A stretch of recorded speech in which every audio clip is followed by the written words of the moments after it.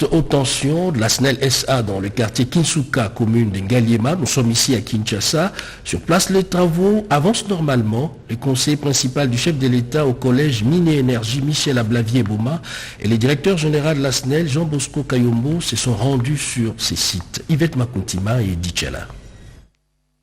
Ce n'est pas encore le bout du tunnel. La Société nationale de l'électricité SNEL SA s'active à trouver des solutions palliatives pour améliorer la desserte en énergie électrique dans la capitale. Les travaux d'aménagement du terrain où sera érigé le poste haute tension 220 kV en plein quartier Kinsuka, commune d'Engaliema, avance dans les normes et dans les délais. Question des cheminées, l'énergie électrique produite dans la centrale hydroélectrique Zongo 2 au Congo central. Pour s'en convaincre, le conseiller principal du chef de l'État en charge des mines et énergie, Michel Ablavier-Boma, et le directeur général de la SNEL SA, Jean-Bosco Kayombo Kayan, ont visité ces chantiers appelés à être opérationnels en 2023. 2 millions de ménages sont concernés, particulièrement ceux de la partie ouest de Kinshasa. On avait visité une fois la centrale de Zongo 2 avec son Excellence le chef de l'État et je lui avais indiqué qu'il y avait une ligne qui devait être construite pour arriver à Kinshasa. Et cette ligne, ici à Kinsuka, va atterrir. L'électricité vient plus qu'une priorité, une urgence. Vous savez que son Excellence Monsieur le Président, dès sa prise de fonction, a fait du secteur de l'électricité sa priorité. Voilà pourquoi le collège Mine et Énergie de son cabinet s'active à suivre la matérialisation de la vision du président de la République. Ces travaux connaissent la participation de l'entreprise Shanghai Electric. Ismaël Omar Guelleh, réélu pour un nouveau mandat de 5 ans à la tête de Djibouti. Il a prêté serment ce week-end. Le président de la République s'est fait représenter à cette cérémonie d'investiture par le président de la République, Nana Manouanina, Jacques Kaboba. Réélu pour un 5e mandat à la tête de son pays, le Djibouti, le président Ismaël Omar Guelleh dirige un pays stratégique de la Corne de l'Afrique depuis 22 ans. Il a prêté serment le samedi 15 mai dernier pour entamer un 5e mandat à la tête de son pays. La cérémonie d'investiture a vu la participation de nombreux dirigeants de la région. Le président de la République démocratique du Congo, Félix Antoine Tshisekedi Tshilombo, y a été représenté par le ministre après le président, le professeur Nana Manouanina Kyumba. Dans son adresse, le chef de l'État djiboutien a dit qu'il va travailler pour consolider son pays et débarrasser Djibouti du fardeau de la pauvreté. Il a également souligné que la mise en place d'une économie plus inclusive avec un rééquilibrage des territoires, un partage plus efficace des richesses resterait toujours l'objectif de sa politique. À ce titre, le président Guelleh s'est fixé comme objectif de maintenir une croissance très forte qui sera aussi l'une des plus fortes d'Afrique malgré les répercussions de la pandémie de Covid-19.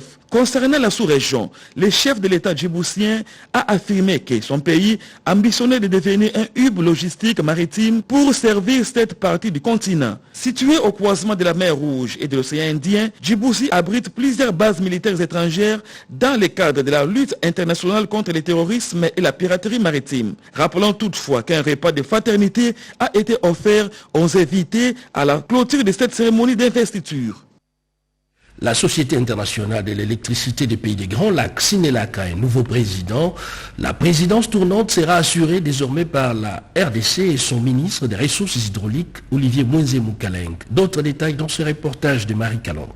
La République démocratique du Congo vient de prendre la présidence du conseil d'administration de la Société internationale d'électricité des pays des Grands Lacs, en sigle Sinelac, société appelée à matérialiser la coopération entre les 3 pays, à savoir la République démocratique du Congo, le Rwanda et le Burundi, dans le domaine énergétique. L'élection a eu lieu par vidéoconférence lors de l'Assemblée générale ordinaire de cette institution spécialisée de la communauté économique des pays des Grands Lacs, en présence du secrétaire exécutif permanent du CPGL et d'autres personnalités. À l'issue de cette élection, le ministre des Ressources hydrauliques et électricité de la République démocratique du Congo, Olivier Mwenze-Moukaleng, a remplacé le ministre rwandais des infrastructures, ambassadeur Claver Gateti, à la tête de la Sinelac pour un mandat d'1 année. En ce jour où mon pays, la République démocratique du Congo, prends à travers moi la présidence de l'Assemblée générale de la Cinélac, j'affirme ma ferme détermination à agir pour le bon fonctionnement de notre société en mettant un accent particulier sur le travail harmonieux des différents organes de la société. Le président entrant, Olivier Mwenze-Moukaleng, a promis de convoquer une session extraordinaire de l'Assemblée générale élargie aux ministres des Finances des 3 pays, afin de lever des options pour atteindre les objectifs de la Cinélac, notamment la réhabilitation de la centrale de Ruzizi 2. Signalons que la Société internationale d'électricité des pays des Grands Lacs a son siège social à Bukavu, dans la province du Sud Kivu, en République démocratique du Congo. Lubumbashi, Kananga, Mbujimaï, l'approvisionnement en carburant pose problème. Le ministre des Hydrocarbures, Didier Boudimbo, en a discuté avec les acteurs concernés dans la chaîne d'approvisionnement en carburant sur ces taxes par voie ferroviaire. C'est un commentaire de Séverine Pascal Katanda.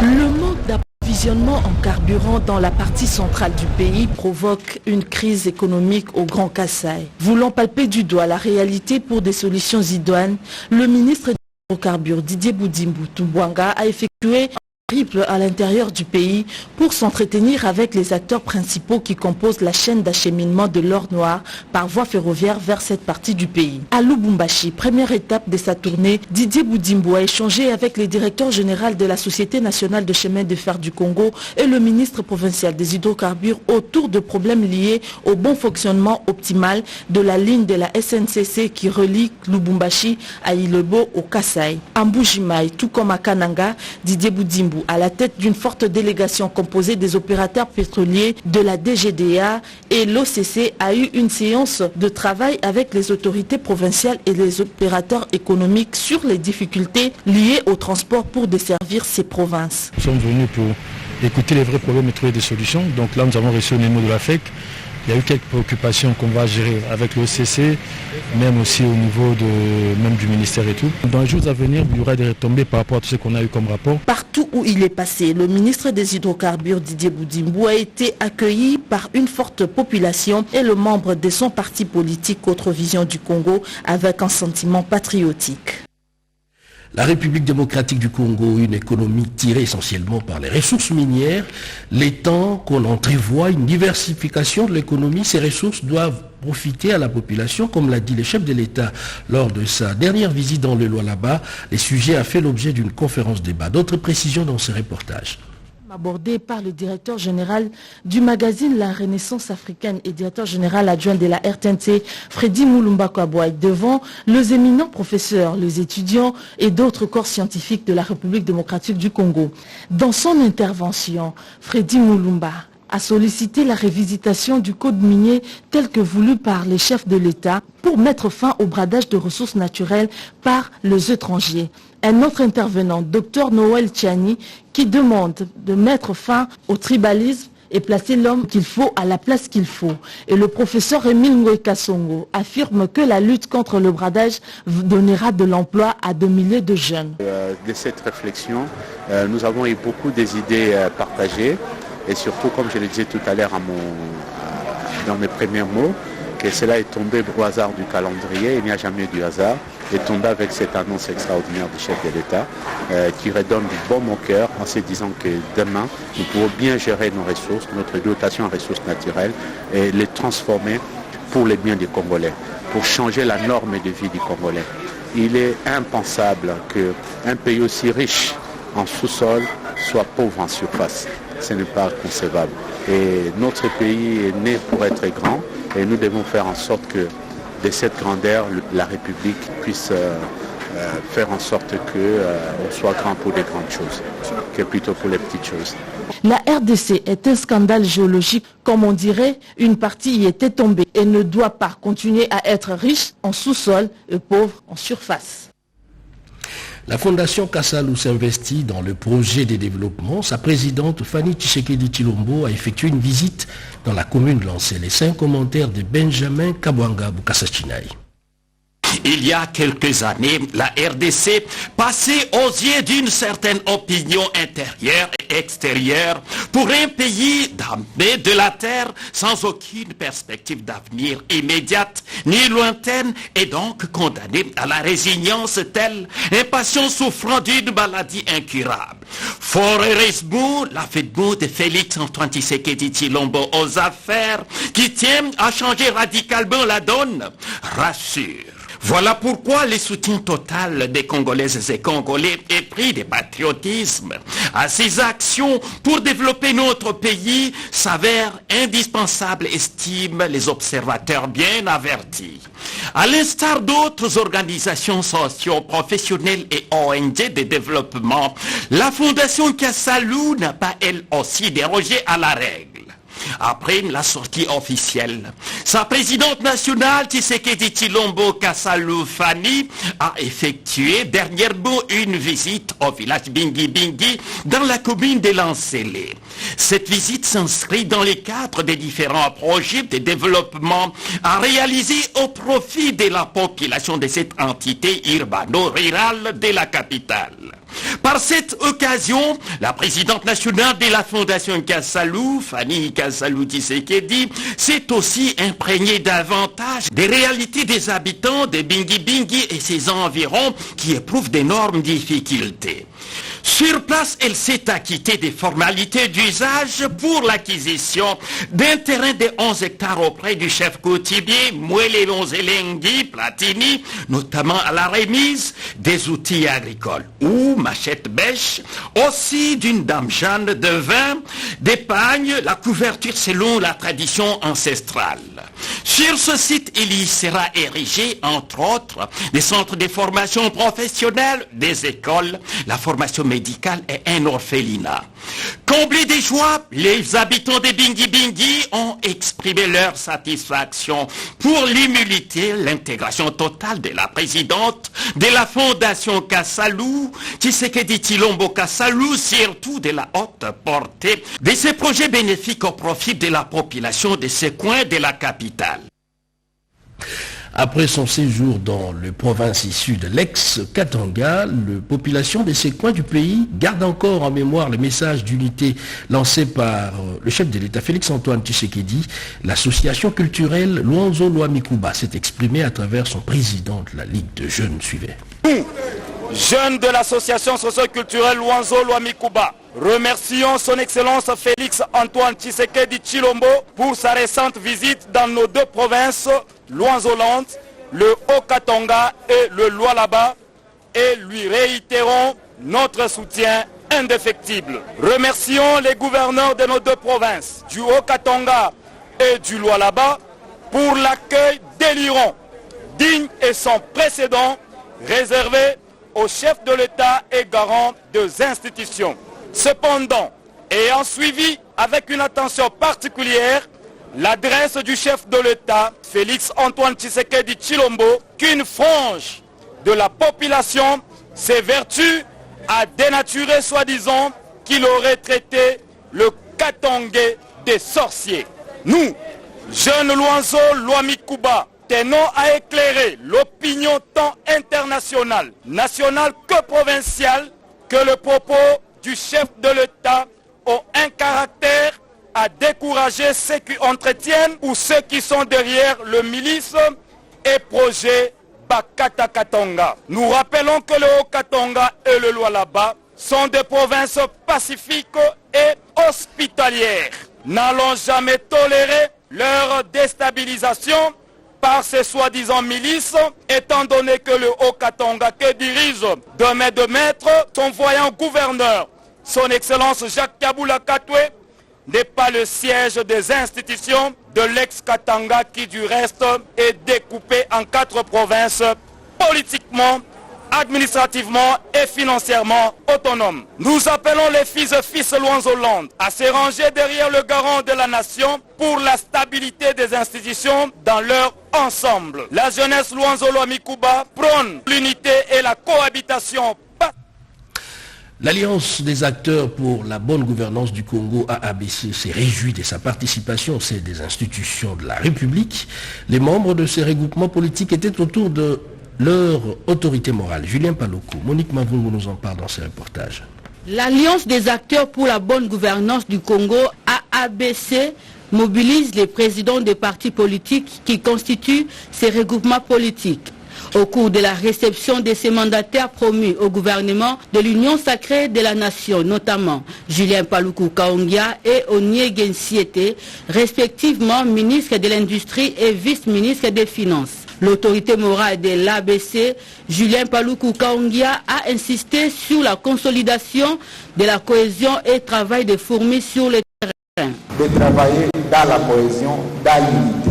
Je voudrais vous remercier pour cet esprit d'équipe, cet esprit de cohésion qui nous anime. Et avec ça, nous irons très loin. L'important, c'est de nous préparer maintenant à demain et après-demain. Ce qui est arrivé aujourd'hui est déjà arrivé. Mais demain, qu'est-ce que nous gagnerons? Après-demain, qu'est-ce que nous gagnerons? Comment nous plantons les jalons pour que demain aussi, nous soyons toujours présents dans les institutions. Occasion pour les présidents en exercice de ces regroupements, Jean-Marie Katokolio, d'appeler ces deux ambassadeurs de l'ABC de se distinguer davantage au sein du gouvernement pour mériter plus de confiance du président de la République, Félix Antoine Tshisekedi Tshilombo. Question de recommander à nos mandataires au niveau du gouvernement central que nous sommes des partisans de l'excellence et des performances. Et comme nous avons démontré à travers la reconnaissance de un de nos ministres, et que nous en avons maintenant deux, il faut qu'ils fassent davantage pour que prochainement, à travers leur travail, les résultats de leur travail, nous puissions encore être récompensés davantage. Une messe a été dite dans le cadre du lancement des activités du centenaire de l'Institut Tumba Kunda Dianzaï du Congo central. Les initiateurs ont salué la présence du chef de l'État à cette messe. Suivez. Bilan de toutes les activités déjà menées pour bien commémorer les centenaires de l'Institut Tumba Nkunda Dianzaï dans le Congo central. Aussi pour réfléchir sur l'œuvre des patrons de l'éducation, je cite Saint Jean-Baptiste de la Salle. Les frères des écoles chrétiennes se sont fixés rendez-vous ce samedi 15 mai à l'église Notre-Dame du Congo pour une messe d'action de grâce sur le lancement officiel des activités des centenaires de l'Institut Tumba. C'était une messe fantastique, vraiment une très belle messe, où la prière était suivie avec beaucoup de dévotion. Et nous remercions infiniment le président de la République, son Excellence Antoine Tshisekedi, pour avoir accompagné ces anciens de Tumba et de toutes les autres écoles. Il y a maintenant de l'électricité à Tumba. Qu'est-ce qu'on a fait de cette électricité? Pas seulement pour éclairer les cases, mais si on doit avoir des industries, des transformations ou autre chose, ce serait une très bonne chose. Donc nous devons viser très loin pour que chaque acte qui est posé en faveur de Tumba le soit aussi pour les Assanéfiens et pour le monde entier en général. Notre pays a connu 5 présidents depuis son accession à l'indépendance. Et parmi ces 5 présidents, 3 sont passés entre les mains des frères, dont l'actuel président, son Excellence, M. Félix Antoine Tshisekedi. Donc c'est une fierté pour nous. Et il y a un travail qui s'est fait, il y a encore à faire. 17 mai 2021, 17 mai 1997, on en parle encore avant de boucler complètement ce journal. Eh bien, les compagnons de lutte d'Mzé Laurent Désiré Kabila se sont souvenus de ces moments historiques. Ils étaient tous là, ou presque, dans la cathédrale Notre-Dame du Congo, une manière de prier pour les forces armées de la République démocratique du Congo engagées dans la partie est du pays. On en parle avec Odilon Kayuma. Ce lundi 17 mai 2021 a constitué un moment de prière à la cathédrale Notre-Dame du Congo. Moment de prière marqué par la présence de Marie-Olive Lembe Kabila, épouse de l'ancien président Joseph Kabila Kabange, et des compagnons de Mzé Laurent Désiré Kabila, un révolutionnaire de première heure. Une présence massive pour communier avec les forces loyalistes très engagées dans l'éradication des rebelles qui écument le Nord Kivu et l'Ituri.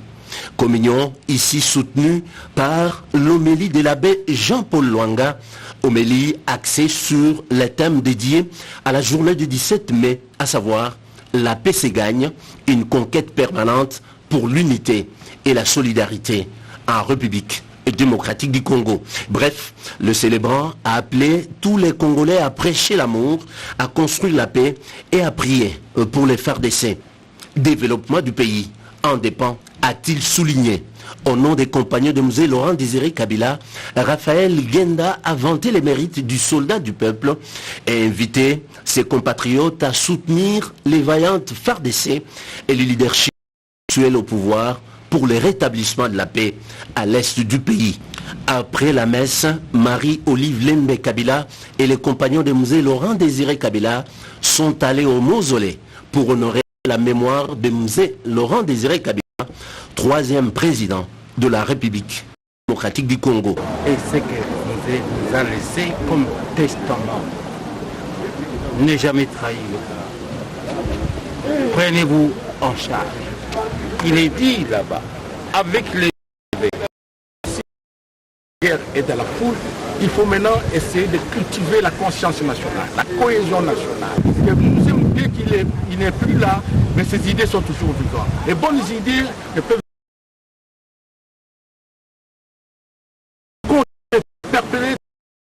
17 mai, une journée gravée dans les annales de l'histoire de la. Et ces communiqués nécrologiques avant de boucler complètement ce journal, la famille Lukwebo, l'honorable président du Sénat, le professeur Bati Lukwebo et son épouse, le commandant du corps des troupes des transmissions des FARDC, le général-major Deogracias Lukwebo Bongo et son épouse, leurs enfants et petits-enfants informent le membre de différentes institutions de la République et les forces de la famille élargie et connaissances ainsi que toute la communauté chi et avoue la mort de leur mère, grand-mère et arrière-grand-mère, la centenaire perpétue Nyamirali Namukara, décès survenu ce lundi 17 mai 2021 à 4h20 des suites d'une maladie à l'hôpital général de référence Fumulak à Bukavu dans la province du Sud Kivu. Les funérailles de l'illustre disparu auront lieu ce samedi 22 mai 2021 dans la concession familiale de Katana à Bukavu. Une messe d'action des grâces sera dite à Kinshasa au retour de la familiale et un communiqué à cet effet fait à Kinshasa le 17 mai 2021 pour la famille Lukwebo, honorable sénateur Modeste Bati Lukwebo. Et voilà qui met un terme à ce journal sur la RTNC. Madame, Messieurs, merci de l'avoir suivi et bonsoir chez vous.